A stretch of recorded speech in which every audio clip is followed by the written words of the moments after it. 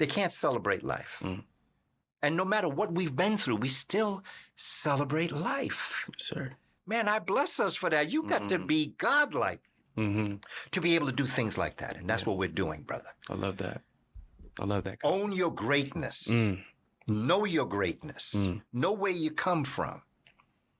Don't let anybody make you feel anything less, no matter what. But first, you have to look in the mirror and forgive yourself. That's right. For your transgressions. I got history, my brother Caleb. Okay, we all have history. I have history. I grew up in a project. I was exposed to everything that people are exposed to in a project. So I got history. I wasn't born like this. I became like this through the process. What our ancestors call kepra, the process of becoming. Yes, sir. Represented by the dung beetle. Yep. Okay, the dung beetle who lives on dung, okay, and lays her eggs in dung. And she rolls that dung in sunlight along the waters of Hapi or the Nile River. Yes, sir. We've been through, we still celebrate life. Yes, sir. Man, I bless us for that. You got to be godlike to be able to do things like that. And that's what we're doing, brother. I love that. I love that. Own your greatness. Know your greatness. Know where you come from. Don't let anybody make you feel anything less, no matter what. But first, you have to look in the mirror and forgive yourself. That's right. For your transgressions. I got history, my brother Caleb. Okay, we all have history. I have history. I grew up in a project. I was exposed to everything that people are exposed to in a project. So I got history. I wasn't born like this. I became like this through the process.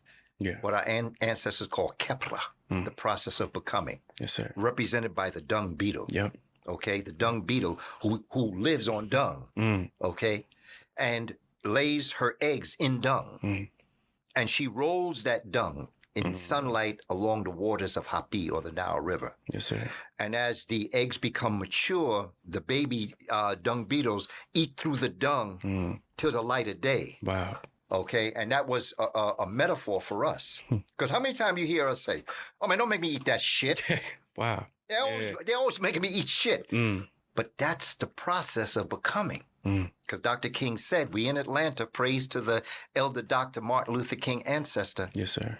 I've heard him say that your character is built during times of conflict and conflict and controversy, not during times of comfort and convenience. And so if we as a people, as our ancestors did, bless the winds that brought the conflict to us, we'd understand that every time we have to go through shit, we're building our character. That's right. And that way you're looking at the problems or the challenges of life differently. You're finding a way to overcome them as opposed to cursing them for coming your way. Why me? Well, why not you? You bold enough to handle it. That's right. And to whom much is given, much is expected. Yes, sir. That's us, brother. Amen. Own it. Yes, sir. Yes, sir. Oscarville, being there, what did you feel being around Lake Lanier, being around the water, seeing it move? Blue jays are flying around, cardinals. What did you feel from that? Oh, bruh. I remember when we were filming Brother Amadeus Christ. Yes, sir. You know, the brother that's brought us out of darkness and heavy as the crown. Right. Haruna set filming. And we started setting up. They were showing me where to stand because of the sunlight, was coming through. The sun was coming across. And everything was good. And we started filming. I've got this up on my Instagram page. All of a sudden, and see what I did is I dipped the water. I dipped my bottle. See, because when we do libation, yes, sir, we pour the waters in order to bring our ancestors into what we're doing. It is an African tradition. Well, like, a lot of brothers, they be getting that wine, they go out there, and then they drop a little bit for the homies. Yeah. Okay? That's libation. That's an African tradition for the ones that are not here. Wow. Okay? Thanking them for what they went through. Here we are. We're going to drink for you, but we're going to give you a little taste while we're at it. Okay? Yes, sir. Well, libation is the same thing, but it's on a level of the ancestors coming forward. Because it is believed that if you set out on a venture or an activity and you don't include your ancestors, you're acting alone. So the idea of calling forward your ancestors, that's why the book on Professor William Leo Hansberry, I titled it An Intellectual Libation for the Architect of America's African Studies Program. Yes, sir. It's before I started my book writing. I paid homage. That's libation. You know, that's a literary libation. Yes, sir. What we did yesterday in terms of Oscarville and Lake Lanier, paying respect to the brothers and sisters, William Anderson, who was putting together a phenomenal motion picture called Lake Lanier, Right. talking about what we talked about yesterday. Yes, sir. This is Buick, now. Buick, exceptional by design. Get 0.9% APR. That people have seen, you know, and Lake Lanier, the movie, going to talk about that. Right. That's the movie that's going to show this kind of thing. Right. But actually, what the production company is doing, the team that's bringing this movie together, and what was interesting is yesterday was the first day of spring. Yes, it was. It was. What was interesting is that also was the last day they were filming that movie. What's interesting is they had no idea I was coming here. I had no idea that they'd be filming there. So we got some chance to talk to the brother that is producing this film and who is the writer of the film. Wow. There were so many stars that crossed yesterday. Yes. And then to see that water rippling through, coming through on waves, it was like clapping, thanking us for bringing them back. Yeah. And that was the purpose. I want our people to understand our ancestors and who our ancestors are, and that we are our ancestors. That's right. And what happened to our brothers and sisters, our family in Oscarville. Maat is a principle in Kush Kemet. Some people call it Egypt. I call it Kush Kemet. Maat. Maat is represented by an ostrich feather. And the ostrich is the largest bird on the planet, and it's the only bird that can't fly. Okay? It's the fastest bird on the planet, and some people say the fastest entity on the planet. Some people say, well, what about the penguin? Well, at one time, penguins could fly. Ostrich is the only bird that can't fly, yet it's a bird. Maat is represented by the feather of the ostrich. And it has basic characteristics and principles: truth, justice, morality, balance, harmony, order, arrangement. But my favorite characteristic is reciprocity. Yeah. Okay?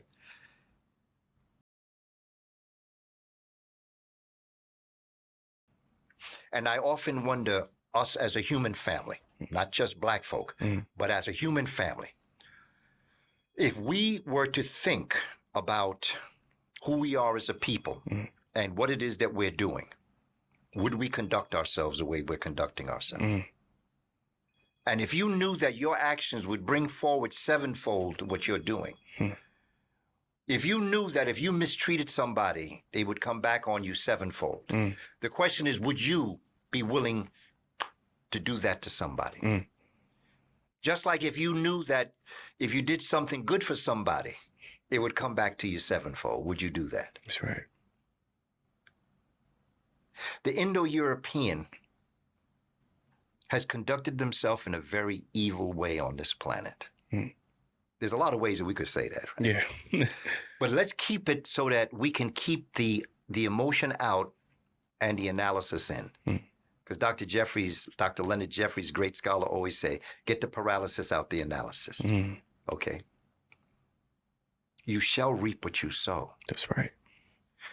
And what they did to the brothers and sisters of Oscarville, who right after the right after what we would call the Emancipation 1865, went into the Reconstruction period where black folk were really getting themselves together.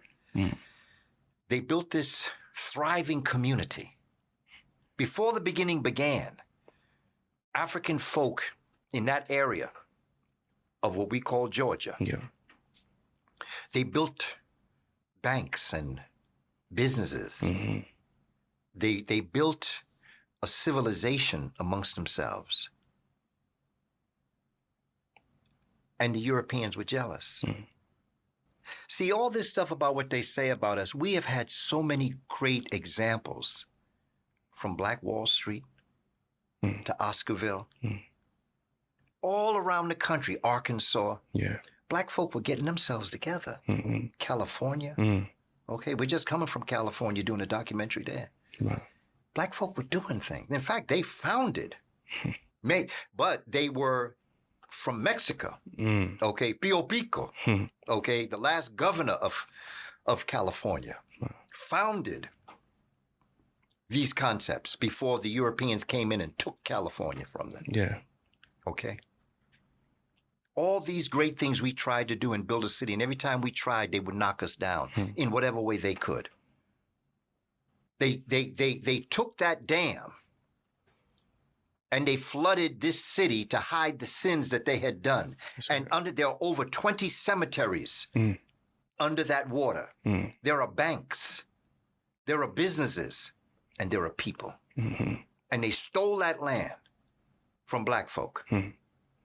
And they built a dam, and then they also, in the surrounding area, they stole it, and they started to do their business. You shall reap what you sow. Yes, sir. And that's that movie, Lanier. When I was attracted to it, Haruna said, yo, Dad, did you check this out? and when I looked at it, I said, wow, this is some powerful stuff. Yes, sir. Because I knew the stories. I knew Black Wall Street, but I had never seen a visual story about something like this, a horror film. To us, it's a liberation film. But when some people see it, they're going to get headache. That's right. Because they're going to know you shall reap what you sow. And what I tell people, we're going to get reparations. We're going to get it.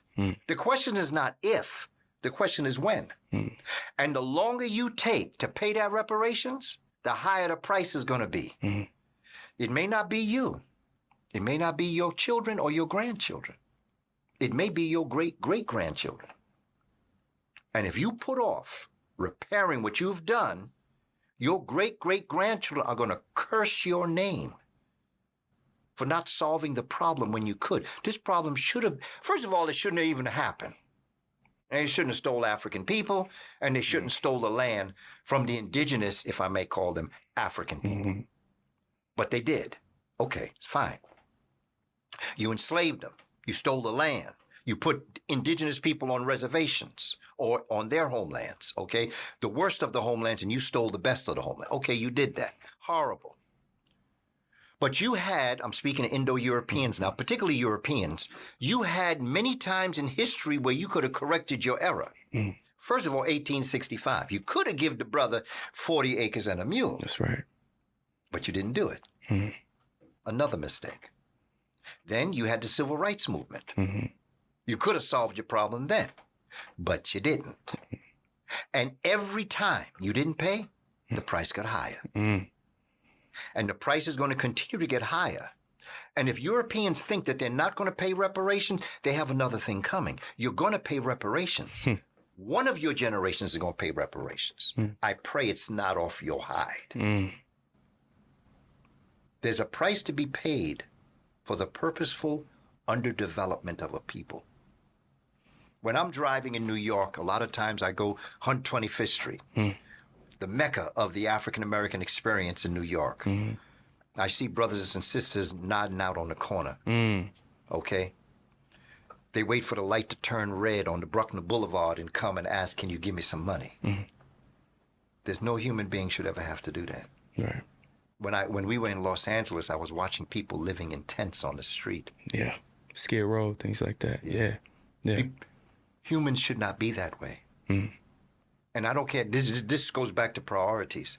I don't care how much money we have. If you're looking at your brother and sister like that, and I'm not even talking about black folk, because I'm going to look out for black folk. Any folk should not have to live like that, no matter what your culture is. No human being should be denied the basic things in life. When we were in Africa, we never had to worry about eating. We never had to worry about clothes on our back, shelter over our head, and safety of ourselves and our children and family. We didn't worry about that because the community was together. So, and we even do it today in the South. This is what has been one of our blessings. Grandma was like Jesus. It took 3 fish and 2 loaves Made it of bread happen. and fed the whole stadium. That's right. Grandma's hands did that. That's right. That's a reality that we did. That's right. And that's the history that we come from. And so Oscarville is meant to remind us. I pay homage to the ancestors. And I just thank them for all they did to get me here. That I could sit with good folk like y'all. Likewise. And have this kind of conversation. They did that. Because if they had decided to give up, if they had decided to think that they couldn't do it no more, we wouldn't be here. You wouldn't have that microphone, camera. Because if they could do that then, we can do this now. I ain't just giving up. I'm going to keep on keeping on because it ain't over till we win. That's right. That's about, and after we win, see, people say, well, what you going to do after you win? What else is there? Well, my winning is just getting back to where we were before we were so rudely interrupted by these Indo-Europeans. Now we begin the life. Now we begin on the same journey our ancestors were on in the perfection of the human being, because we are now transforming ourselves from Homo sapiens sapiens to Super sapiens. That's right. And if you don't believe me, check out Dragon Ball Z. They stole our story. Super Saiyan. Super Saiyan. That's what they're talking about. Wow. They're talking about those pyramid builders, and they're talking about the temple builders. They're talking about those Africans that had raised themselves up out of the Homo sapiens sapiens stage onto a level of what we call intuitive instinct, which is cosmic consciousness, which is one of the higher forms of being a masterpiece on the planet. Yes, sir. They came and they rudely interrupted us when we were on that journey. So after we win, we got to get back on that journey to continue what is called the road to Super Sapiens or Homo Perfectus. That's us. That's heavy. Cosmic consciousness, right? When we read things like a Shabaka Stone, how did you feel of learning about how our people could go back 2,500 years and study something and try to just rebuild that? Brother, how was that? It was, well, I was first introduced to Shabaka Stone. Right. My mother. My mother was a secretary in an oil company, a major oil company in New York. And because of the nature of the size of the building, they had a Xerox department where when the lawyers and other people would be making copies, they just did not go to the other room and make copies. There were so many things being done in that building that they had a whole Xerox area where they would bring whatever needed to be copied and then brought back up to whatever department they were in. Right. And I was writing a novel on Ethiopia. And my mother used to make copies for me because everybody in the Xerox room was black. Okay, so my mother had a relationship with all these younger brothers and sisters. Yes, sir. And my mother would bring my work in to be copied.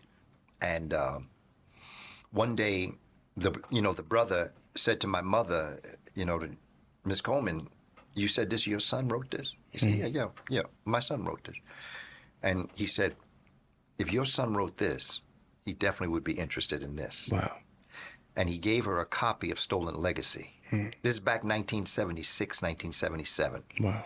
This was before Stolen Legacy by Dr. George G.M. James was republished, because it was on the underground. That's how we got our work, is the underground. Wow. In the Xerox companies of big oil companies or in industrial complexes, Yes. the Xerox would take an Albert Churchward book or a Gerald Massey, Natural Genesis, and make copies and then give it to the community. This is how I got a hold of George G.M. James's Stolen Legacy. So my mother brought it home. She said, yo, Skip, this is my nickname. Skip, if, they said you'd like this, check it out. And so I started reading Stolen Legacy about how the Greeks stole our legacy. And I was just getting into it. Then I got to chapter 8, page 139 to 151. That dealt with the Memphite text, the Memphite theology that was rewritten on stone, called the Shabaka Stone. And man, I read that, brother, and that just, because I was interested in astronomy. Yeah. But when I read that, man, that just, myself, back in 1977, I was going to write a do.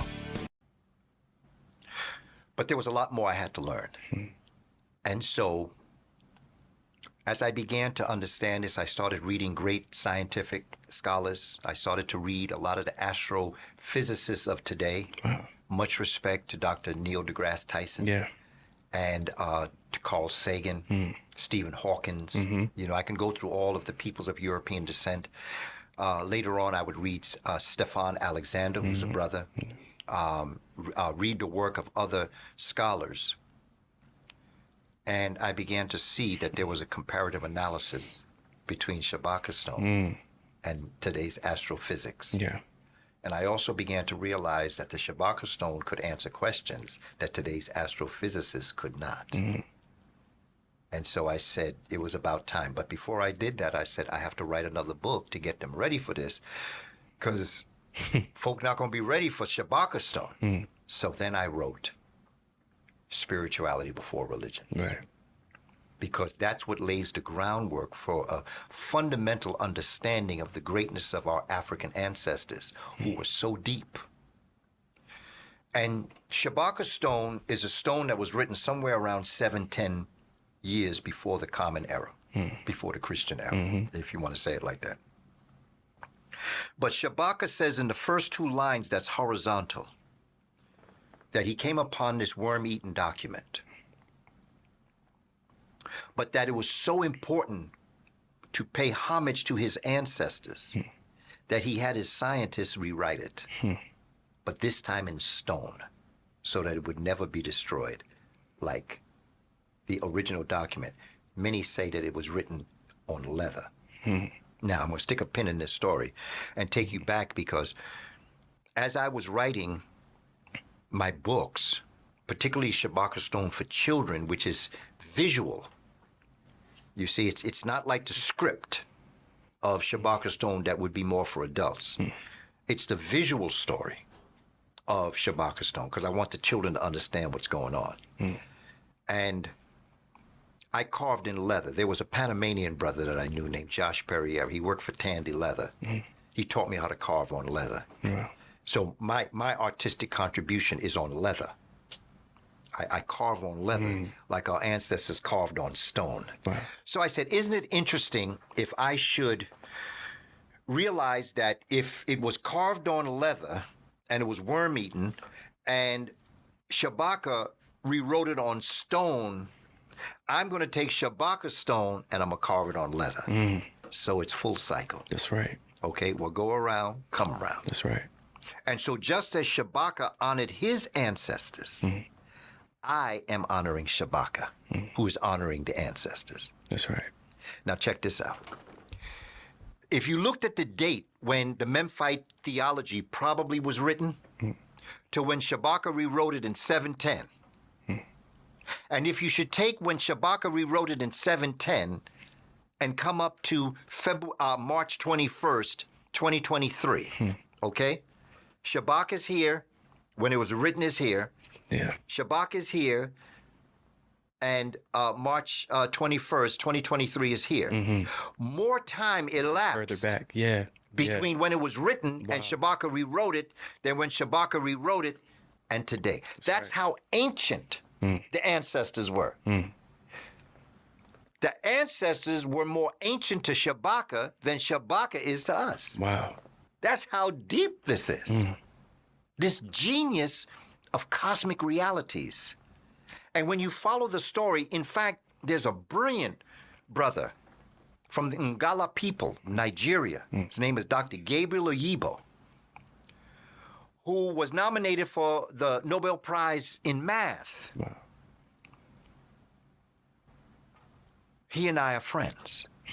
He came upon my work, but we didn't come upon the work this way. I had a friend that was at a dinner party where at the dinner party was talking to people about how his people, the Ngala people, traced their people back to Kush Kemet.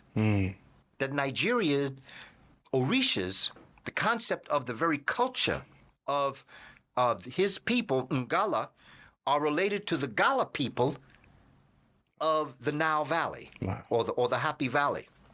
So my friend came to me, my good brother, Winston Collymore.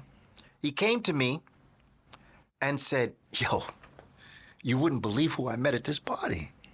There's a brother, all this talk you doing about the connections between West and East Africa, this brother's from the Ngala people, he's tracing back and talking about this. I said, well, what's his name? And he said, Dr. Gabriel Oyibo. And I was doing a workshop series in the district where I was in the Bronx. And so I invited Dr. Oyibo to come and do a 2-part series on the relationship between West Africa and East Africa. There was a sister in the audience who was from Nigeria. She attended this presentation.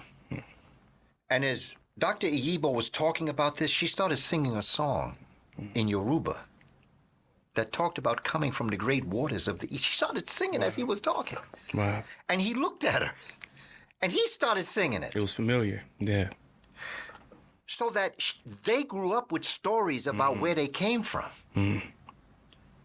And that is what confirmed for me what this was. Phenomenal. However, Dr. Iyibo had written a book. And he started talking about turbulence in astrophysics and what turbulence was. And I had been doing the groundwork for Shabaka Stone and all of that. There is a characteristic in Shabaka Stone that represents something in astrophysics, and it means that when some turbulence, you know, when you're there, it means you hit an air pocket. There's a wave. There's a direct ray that comes down from the sun to the earth. However, it's interrupted every so often. There are light, heat, and sound particles that come down straight from the sun to the earth. However, it's interrupted by turbulence, and so it curves, and so it becomes a wave. Okay. And he began talking on a physics level. Right. He had moved away from the West-East African connection, started talking about his book. And I was filming him. And then all of a sudden I had to move away from the camera, check this brother out, become a student in the room, because I was saying, wait a minute, that's a Shabaka Stone. But he's talking about Shabaka Stone. Wow. And afterwards, and now, mind you, I didn't know anything about Dr. Iyibo as it relates to this. I just knew that he talked about West and East African connections. I brought him up to do this. But this brother started dropping his knowledge on astrophysics, where he has created mathematical formulas. And then I say to him, you know, when you were talking about that, there's a stone in Africa that's called Shabaka Stone. And I tell him, you know, I'm doing work on the grand unified theory, which is the last theory that Albert Einstein was working on, where he was trying to unite the outer world with the inner world, okay? The sun, okay? And planets revolve around the sun. That's the outer world. And then when you get into the inner world, quantum physics, on the inside of your body, you have an atom. You have a nucleus, a proton, and a neutron, and then you have an electron that circles around that. And what the astrophysicists were saying back in the day, through Albert Einstein, when he wrote the general and special law of relativity that deals with the outer world, and then you have Max Planck in the 1800s, who had written the concept of the inner world, or what we call quantum mechanics. Now Albert Einstein and other physicists were trying to say, well, if there is a law, formulas that deal with the rotation of planets around the sun, and there are formulas that deal with the electron rotating around the nucleus of a cell, is there one formula that unites them both, and as above, so below? Right. Okay? I was working on that concept. Okay? And I told Dr. Iyibo, I said, you know, that sounds like Shabaka Stone. And you know, doctor, I've been working on this concept of the grand unified theory. He said, hold on. That's my next book. Wow. I'm writing a book on Gagut. G-A-G-U-T, God Almighty Grand Unified Theory. In fact, he called it a theorem because he said he could prove it. So, right after Dr. Clark joined the Ancestors in '98, I started doing a series of workshops and interviews like this. There's a brother, phenomenal brother named Reverend Clemson Brown. Reverend Brown said, listen, I'd like to get you two on tape. And so what he did is, he said, how can we do it? I said, well, what we can do is I'll invite him to my resource center, and we'll sit down and we'll talk, and you can film us. On YouTube, there's this YouTube. It's Dr. Gabriel Iyibo and Booker T. Coleman Jr., because that was before I was Kaba, doing a comparative analysis of the Grand Unified Theory, or Gagut, Wow. and Shabaka Stone. That has gone all around the world. In Nigeria, because he's from Nigeria, I've got Nigerian folk that are on my sites now. Wow. Because of my relationship. In London, when they brought me to London, many of the brothers and sisters from Nigeria were very proud of Dr. Oyibo's accomplishments, and so they saw Gagut. They saw our interview, where I am taking every one of his symbols, every one of his concepts in his theory. I'm taking them and I'm placing them in Shabaka Stone. Wow. As he's talking, because he talks 20 minutes, I talk 20 minutes. He talks 20 minutes, I talk. Because we didn't want to go back and forth because it might have been confusing. So he set up his formulas with all of his representations, all of his concepts, all of his symbols of what Gagut is. And then I would stand up and I would do all of the principles of Shabaka Stone. And then he'd come back and he would then start talking about the comparative relationship. And then I came back to do the comparative analysis between what he was saying in physics and what Shabaka Stone was saying. And here's what we came to, and it's something that Dr. George G.M. James came up to. The ancient Kush Kemet scholars knew more than scientists of today.